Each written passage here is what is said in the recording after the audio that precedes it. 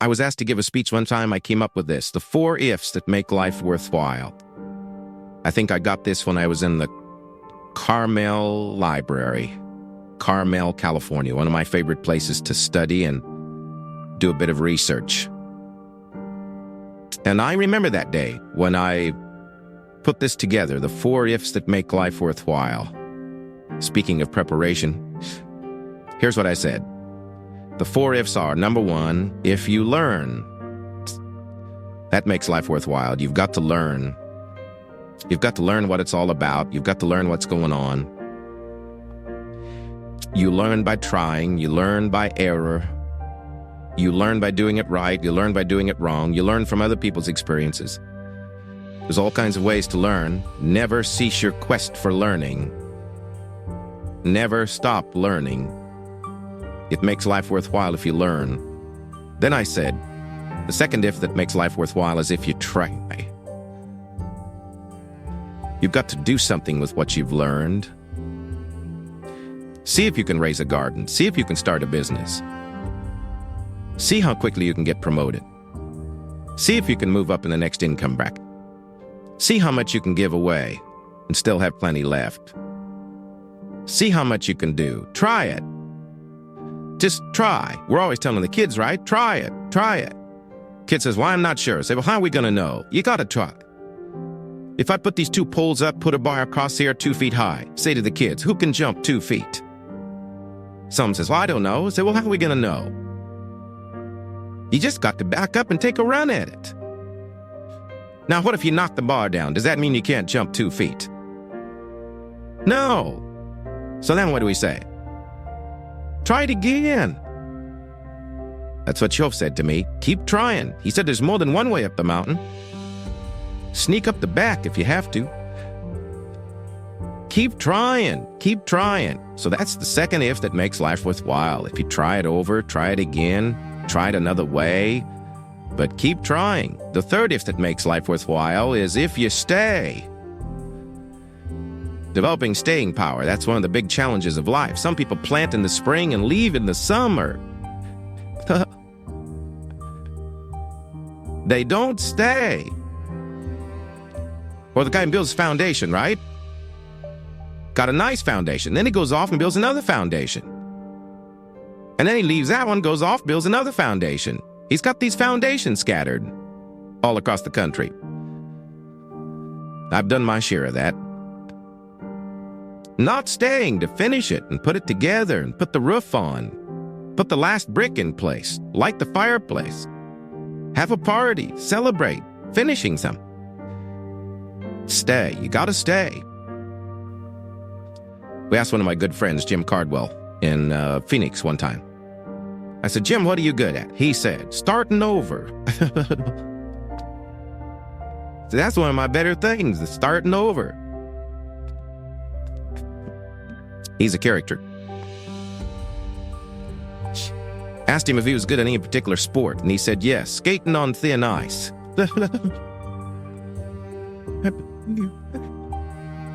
Okay. Third if that makes life worthwhile is if you stay. Here's the fourth one. Fourth if that makes life worthwhile is if you care. The incredible capacity for humans to care. But if you care at all, you'll get some results. If you care enough, you'll get incredible results. Now, that wasn't too complicated a speech, right? Just 4 simple ifs that make life worthwhile.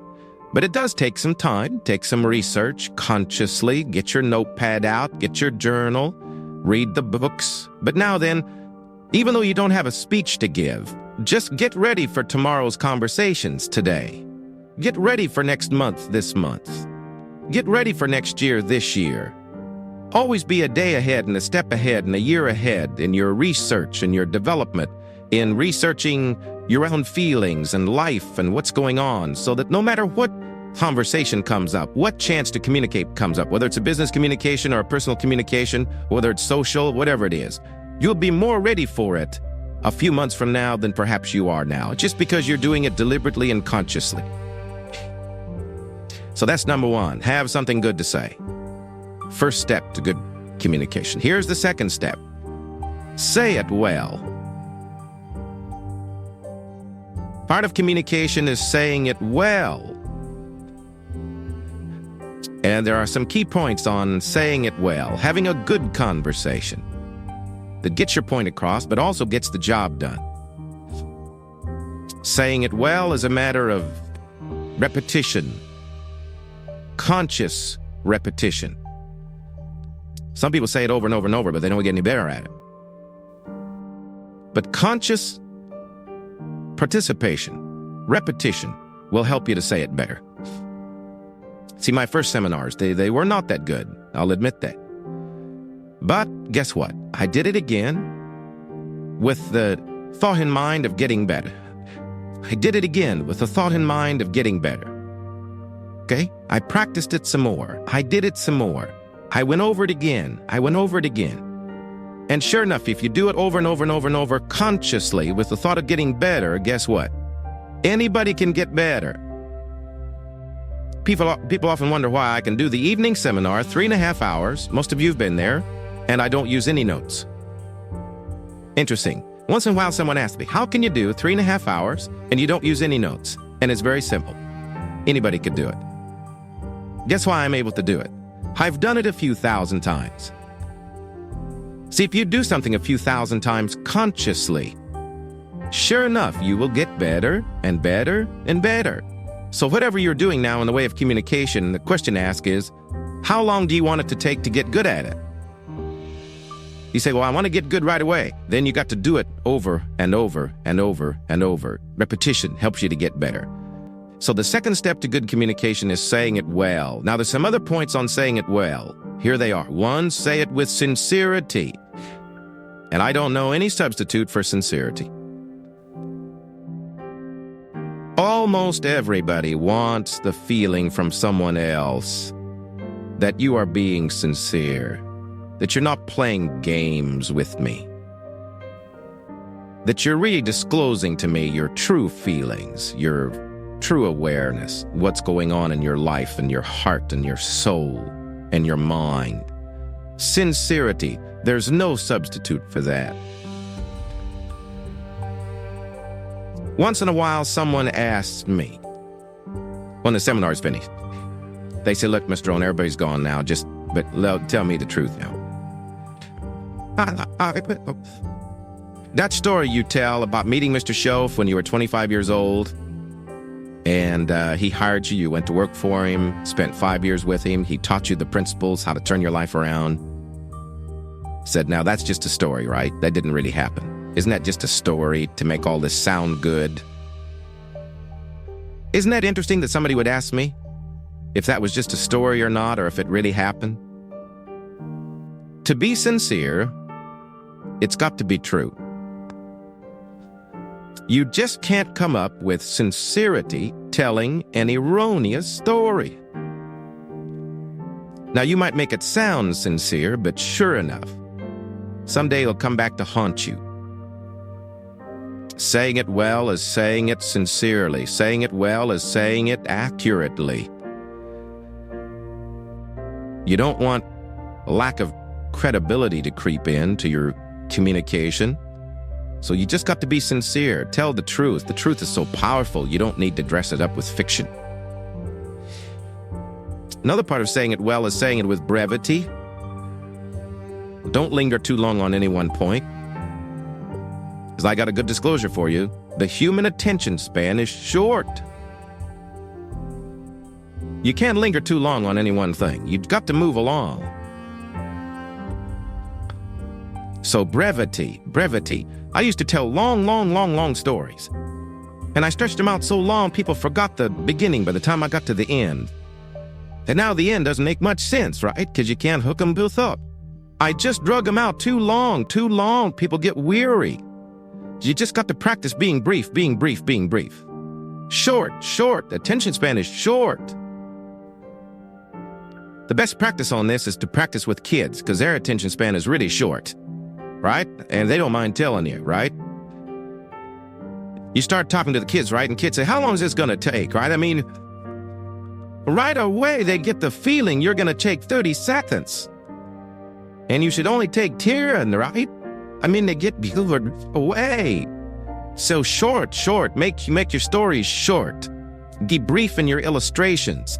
If you're going to say, here's something that happened to me one time, don't give people a feeling now that you're about to launch into a 20-minute story. Just make sure you get the feeling across that you're going to be brief. It isn't going to take long. You're going to get the story across. And I guess part of that is our high-powered, speeded-up way of living, especially in this country. But it is true. If you want to be effective in communication, you got to be brief. An important point, you can't linger long. And I think I've lingered long enough on that point. In fact, saying it well is saying it with style. Now, part of style is your personal style. And this involves a whole lot of things. It can involve gestures. It can involve facial expressions. You talk with your eyes. You speak with your facial expressions as well as with your words. Some people talk more with their hands. That's part of your style. Gestures, all of that. Now, here's the key on this, is to develop your own style. However, be a student of style. First, have something good to say. Second is to say it well. Consciously say it well. Practice saying it well. Get to where the words come more clearly, more freely. Things you used to stumble over when you talked a year ago, you just correct that. You just correct it so that now it flows better. Shorten the stories. Used to be long. Now they're shorter. You just do all that consciously, so that you get better and better at it, saying it well. Okay, here's the third step to good communication. And this is so important. Read the effect you're having. When you communicate, see, that's just major. Study your audience, whoever your audience may be. If it's one of your children, you just study what's happening to them while you're talking. Right? Look in their eyes, look in their face. Analyze what's going on between you and whoever you're talking to, another person. Whether it's a business conversation or a social conversation, you've got to be keenly aware of what's happening to whoever you're communicating with. Now, a real challenge is communicating with an audience. We had about 1,200 people the other night in Orange County, right? And I've got to make sure that everybody from down here, down in front, way in the back, how to gather up 1,000 people's attention, right, for the 3.5-hour period. Now, that's a real challenge. I didn't used to be that good at it. In fact, when I first started lecturing, I was hardly aware of my audience. I was so absorbed in my notes and my material, guess what? They could have all got up and left, and I would have never known it. I wouldn't have missed them. I'd have just kept right on talking, right? Because I was so absorbed in the material, I was so absorbed in trying to say it right and do it right, that I was not aware of what was going on with my audience. But you've got to read the effect you're having for a really effective communication. Now, if it's just an informal communication situation, you can just ask the question, do you read me? Right? Does it make sense? Did I say it well? And you'll get this feedback right. So you can actually start checking how you're doing with somebody. If it's informal, you can just ask. Okay? Now, what you've also got to learn to do is read some of the subtle things that are going on with whoever you're talking to. Because especially humans, especially adults, when we get a little older, we have these tricky ways of looking like we're interested when we're really not. And if you want to be a good communicator, you just got to pick up some of those signals. Now, part of it you can pick up by what we call body language.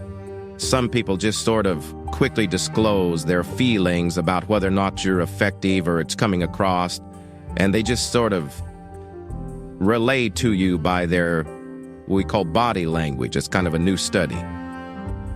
I haven't studied that much about it, but there is a book called How to Read a Person Like a Book. How to Read a Person Like a Book by Nuremberg. You just might make a little study on that. Now, don't get too involved in it, because sometimes you can still watch somebody in the way they blink their eyes and You're looking at their ears and looking at their hair, and now you get too carried away and trying to figure out, all about them. But you can get some indication.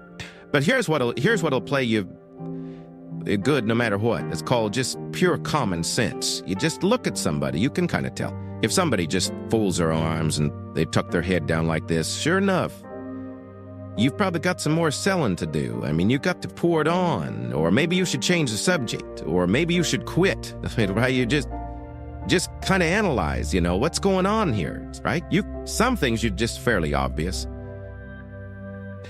If a guy's leaning toward the door like this, it's probably a sign, right? And he'd say, oh, I got it, right? Clear. I've got a good word for the common sense approach, and it goes like this. Let the obvious be your best teacher. Whatever you do, don't ignore the obvious. Sometimes we say, oh, it couldn't be. Yes, it probably is. But adults especially, sometimes this is a bit tricky. People smile, nod their head like this, and they got you shut off, and you just don't know. Okay. Because in good communication, you cannot mistake courtesy for interest. Sometimes people would be courteous, but that doesn't mean they're interested. Now, if you mistake their courtesy for their interest, now, see, you've lost the hold on good communication. Also, you can also develop a sense of picking up signals. I think the women probably have it over on the men when it comes to this sort of sixth sense of being able to tell, no matter what the situation looks like. Women have this uncanny gift. I guess men can develop it, but the women already have it. The antenna is out. They pick up signals nobody else can pick up. The men don't have a chance. I think part of it is because until the industrialized society came, women were primarily the protectors.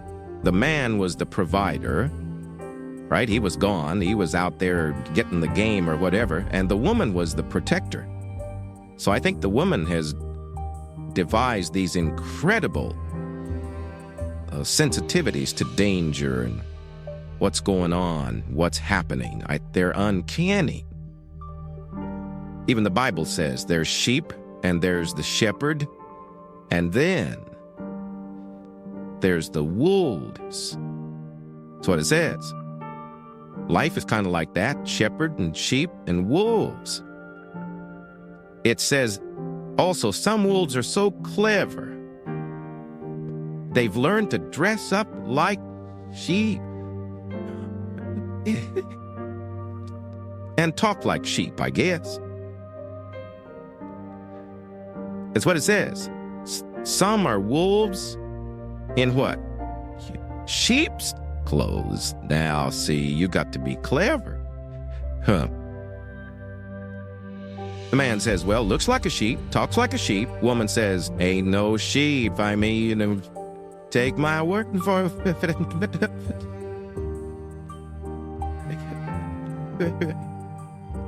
But that's that long developed instinct, I guess, right? In the middle of the night, she says, wake up, something isn't right out there. He says, all right, he's gone, right? She says, no, something, right? She has this uncanny sense. So that's part of, being able to read is picking up. Mr. Shove called it signals. It says we all throw off signals, vibrations. I don't understand all I know about that. Have you heard the expression, a dog can tell whether or not you're afraid of him? Guess that's true. We throw off a certain kind of signal, and animals, right? They just pick it up. They know. And you can't pick them out, right? You can say, I'm not afraid of you. Dog says, who you kidding? Come on. Okay, being able to read. That's so important. Reading your audience. How you're doing. Should you speed up? Should you slow down? Should you change the subject? Should you be a little stronger? Just be more aware of whoever you're talking to. Right? Look a little more intently at somebody. Try to pick up what's happening between you and the audience, or the person, or the child, or the business partner. You can't believe how it will affect your ability to communicate if you'll practice this part of picking up what's happening between you and someone else. Now here's number 4. Then we're going to take our first break. The 4th step to good communication is intensity. Strong feelings. Here's what changes the whole effectiveness of good communication. Strong feelings. In affecting other people with words, here's a key breakdown to keep in mind. And it goes like this. To affect other people with words, it's 20% what you know, and it's 80% how you feel. Feelings and emotions changes the whole outcome of communication. Intensity. Words loaded with emotion have the best effect. Words might be like a little straight pin. Like when a guy buys a shirt, right? It's got all these little pins in it, right? Where they pin all together, so you start pulling out all these straight pins. What if I took one of those straight pins and I threw it at you, this little straight pin, and it reached you, hit you in the face or hit you in the arm, hand somewhere, right? You'd feel it if I threw that little straight pin at you. What if I took that straight pin and wired it to the end of an iron bar about that long, right? And I let you have it with that. See, I could drive that pin right through your heart, right? Now, the pin is the words, and the iron bar is the emotions, the feelings, the awareness, the uniqueness of all of that mysterious stuff that humans are made of. If you will learn to put more of you into what you say, put more feelings, more awareness, more uniqueness, strength of character, conviction, strong feelings, whatever that is, just be more aware of putting more of you into whatever you say. That's that iron bar that drives what you say to the heart, to the mind, and gets the job done. Words loaded with emotion. Now, you must also learn to measure your emotions. Okay? You don't want a major outburst for a minor point. Learn to measure it. Okay? Some conversations or some points may need, right, just a mild blend of emotional feelings. And then another point may need a strong one. But you got to learn to measure that. Okay? Not too much for something minor. You don't want to shoot a cannon at a rabbit. Right? It's effective, but you got no more rabbit. So learn to measure your emotions. Now, here's something important. Where does emotion come from? Where do our feelings come from? Here's where they come from. The emotions that can really help in all of your future conversations, communication. It's the blend of all of your experiences and how they have affected you. The blend of all of your experiences and how they have affected you. That creates now your emotional content, creates your emotional vitality and worths. So that's part of the getting ready experience on the emotional side. Be aware of your feelings. Be aware of your emotions. And as that experience grows, now when you get ready to talk, you've got the blend of knowledge and the blend of feelings to put into your conversation. And that's what creates the power.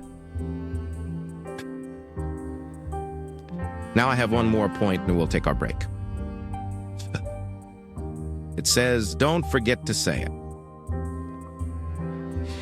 Part of communication is simply being aware that more often than not, things need to be said. It's pretty easy to take for granted, especially the people that are close around us, that they already know how we feel. but you got to keep expressing how you feel.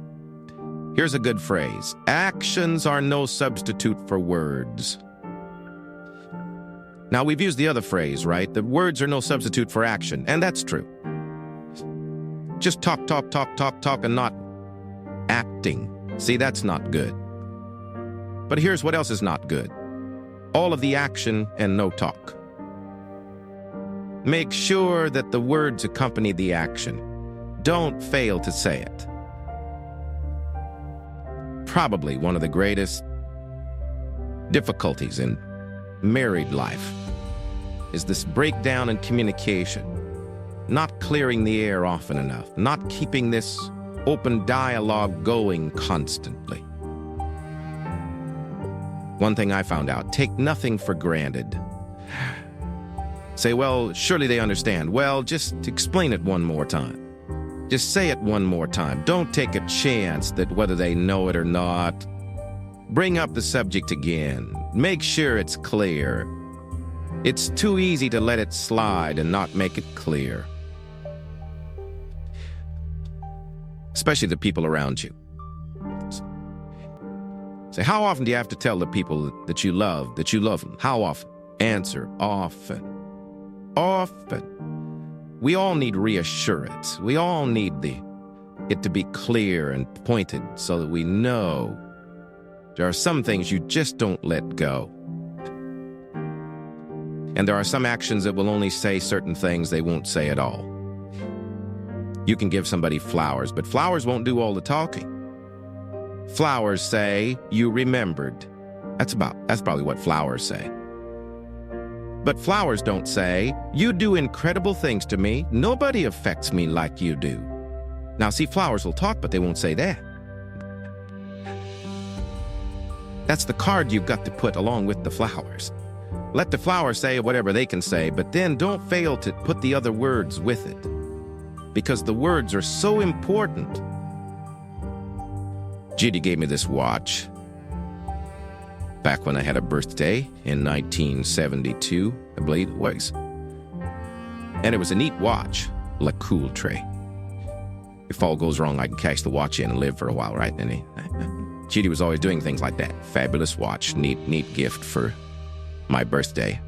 But see, better than the watch was what she wrote on the back. I appreciated the watch, but the words were better than the watch. On the back, she had inscribed, "My love for all time. Your Judy, September 1972. See, the watch was neat, but the words. She could have put the words on a Mickey Mouse watch. Pardon me, Walt. I didn't mean to downgrade your mouse. But see, the words were what was really important. So I'm saying, let actions speak, but make sure the actions don't substitute for the words. Make sure you say it. And if you'll make sure you'll say it, you'll get better at it. You'll get the practice. You'll learn to put more feelings in it. You'll learn to say it well, say it better. And this whole process of communication for you, if you don't treat any of it casually, will start to grow. And you will be even startled in the next few weeks, the next few months, at what happens as a result of your future conversations if you become more aware of these things that we have just talked about. Sensitivity, fascination, interest, working knowledge, having something good to say, saying it well, reading the effect you're having, and the intensity of strong feelings.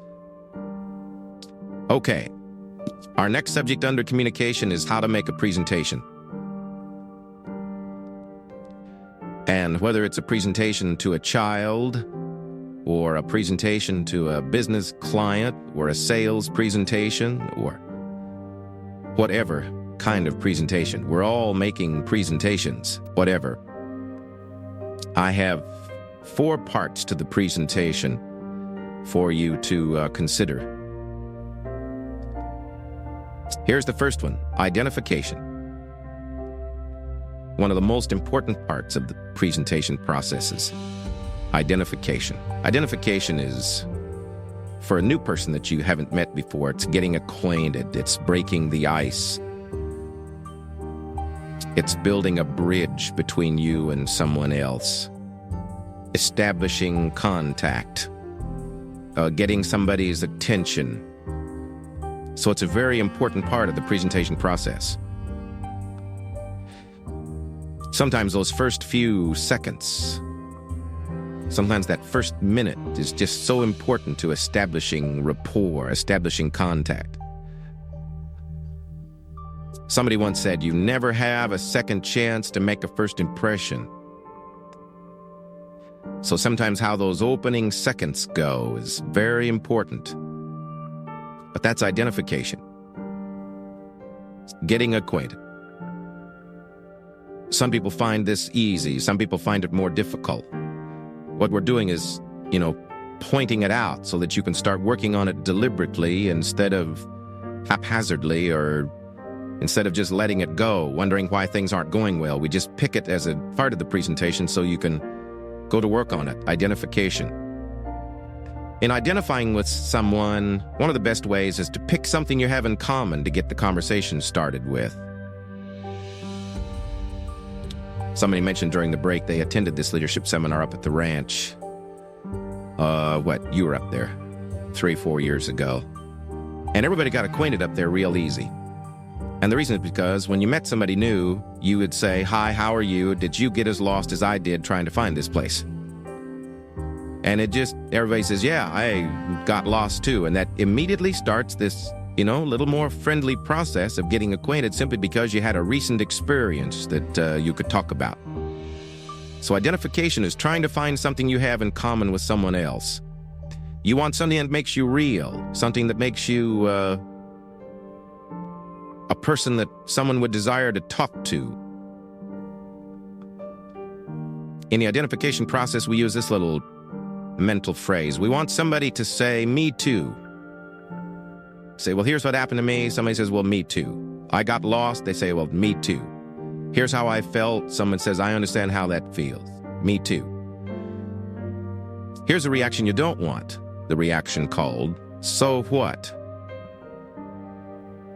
Now, usually one of the problems in people's trying to identify is they try to impress versus express. Mr. Schoaf gave me a little counsel on this. Don't try to impress, he said. Rather, learn to express. Express will get you more me toos. Impressing will get you more so whats. See, so what puts up the barrier instead of building a bridge. It blocks this flow of communication. Usually when we introduce somebody, the introduction's usually full of so whats. One of the biggest challenges I have in doing seminars is to overcome my introduction. Usually an introduction, you have to give your list of credits. But when somebody gets through with he's president of this and vice president of this, and he's got several companies, corporations, does business around the world, those are pretty well so whats. And I guess we consider it sort of standard, the so whats. So one of the first things I do when I come up on the platform, and I get the polite applause, and I understand it's polite applause. It's just part of the routine, right, that we go through. If you take that serious, you're in trouble, right? But, you get the polite applause. So I walk up after all these credits, right? And I can tell that people are, saying, who is this guy? And is he really all he's cracked up to be, right? You can just feel all this going on in the audience. So I usually try to just, break that down just as quickly as I can by saying something like, I appreciate the warm welcome. Did you hear what the cow said to the farmer on a cold winter morning? Right? Thanks for the warm hand, right? And it goes over about like it did here, right? I mean, it just sort of, hangs out there. And that's to kind of let people know that, we're not interested in the chairman title or the president's title. We're here to just, talk person to person. Part of that is just an attempt to identify, to let everybody know you're not up there to talk down at them. You're not there to try to impress them with your success or anything else. We're there to really share ideas. But that's always a challenge. And every person and every audience is a brand new challenge. Every time you talk with somebody, it's a brand new challenge to identify. Now, here's what you must do with someone we already know. Re-identify.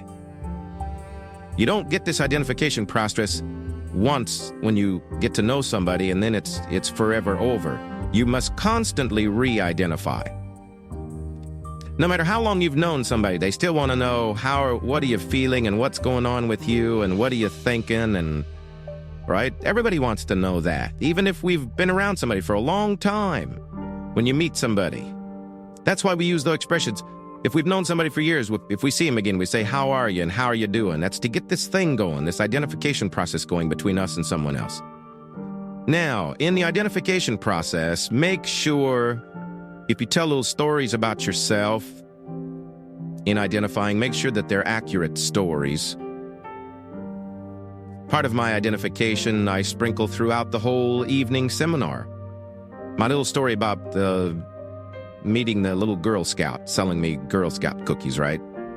That's just a little story to try to keep identifying with my audience, to keep them on my side, right?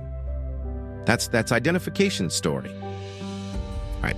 She gives me this unique presentation, asked me if I want to buy, and I wanted to, but I didn't have $2. Now, see, I can almost hear everybody out in the audience say, well, I know what that's like. I've been caught without any money. I know how embarrassing that is. See, that's an identification story. Somebody says, I know how that feels. And I say, to this day, I can remember the pain. Somebody says, I've had some of that pain too. I know what that's like. All of that is identification. So you have to re-identify. If you're talking with somebody over any length of time, you just re-identify little stories, things that's happened to you. So go back over your life and pick out the things that will identify with people. Now you've got the challenge of also identifying with a variety of people from different backgrounds and different businesses than your own. And you just learn to do that, different age groups. Part of it is just being more aware of what's going on in the world so that you can just intelligently talk about some things with people from almost any walk of life. Okay? Jesus, the master teacher, was probably one of the great identifiers of all time. He had this incredible knack of talking to somebody with language that they understood what he was saying. One day he said to those around him, today I'm going to teach you how to fish. Guess who he was talking to? A bunch of fishermen. He said, gentlemen, today we're going to have some lessons on how to fish.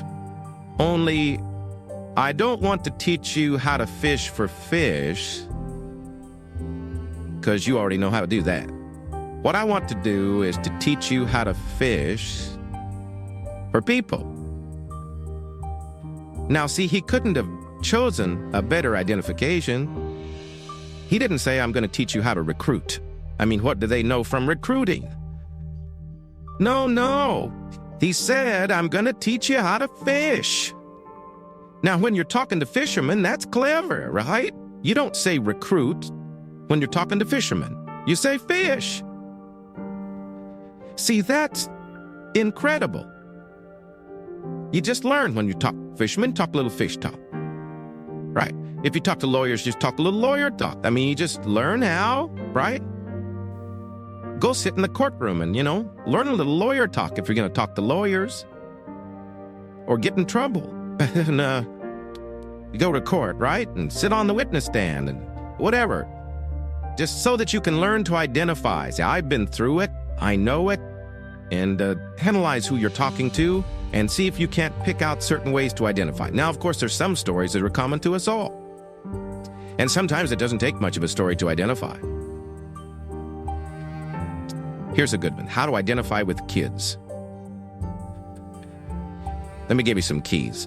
First, read all their books. One of the best ways to identify with kids is read all their books. If you got a 12-year-old, you just read all their books so that you know them forwards and backwards, so you can use those books as a means of identification in stories. Say, remember that story, when? Kid says, did you read that book? Say, I read them all. I know all those stories. And remember when? And you can use 1,000 illustrations from those books that you've read to get a point across, to get something across. It's a means of identification. Read their books. Then when you get ready to talk, you got something in common. They've read the book, you've read the book. And it's loaded probably with illustrations and points and ideas and human life stories of disappointment and success and failure, all of that. The way to identify is find out what someone else is interested in, find out who they are, how old they are, what they do, what's going on, and see if in your reservoir of experience and awareness you can't find something that will identify and cause this person to say, me too, I understand that, and you've got them coming your way. Then also a way to identify with kids is to remember when you were a kid. See, I don't have any problem talking to 12-year-olds because I remember every day about being 12. I remember all those experiences in detail. The highs, the lows, the exciting times, the desperate times. When I thought the world was coming to an end, and when I was riding on top. I remember all those feelings at 12. Did you ever get chosen last? That ever happened to you? They're choosing no sides, right? So I'll take you, I'll take you, I'll take you, I'll take you, and you're standing there like this.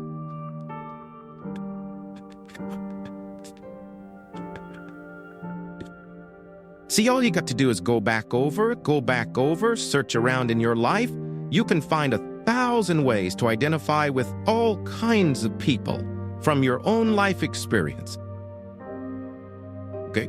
You don't have to go anywhere else except to your own life to come up with all kinds of ways to identify with anybody. But here's what you got to do. You got to do it consciously. Consciously, deliberately. What can I pick? What can I think of that will help this conversation, that will get my idea across? Who am I talking to? Oh, yes. Here's what I'll use. Right? Your mind just, like a computer, starts picking up all these things. This is why it's so important to keep a journal. And when you think of a life experience and say, oh, I could use that life experience in a variety of ways. You put that life experience in your journal. You go over it. You think about it. Then when you get ready to talk, it's instant recall. You'll remember it. And you can't believe what you can do with people from all walks of life, business, social, personal. If you will learn the identification process, do it deliberately. Pick out things that you have in common, feelings you have in common with everybody. Okay? Identification. And then pick up stories from all kinds of life situations that are similar to yours. Somebody had a feeling of disappointment. You say, I know what that's like, but I'm going to use that story to illustrate disappointment. Just be aware, the movies you attend and the books you read and the stories you hear. Be a gatherer of life's experiences so that you can use them all for points of reference and points of identification.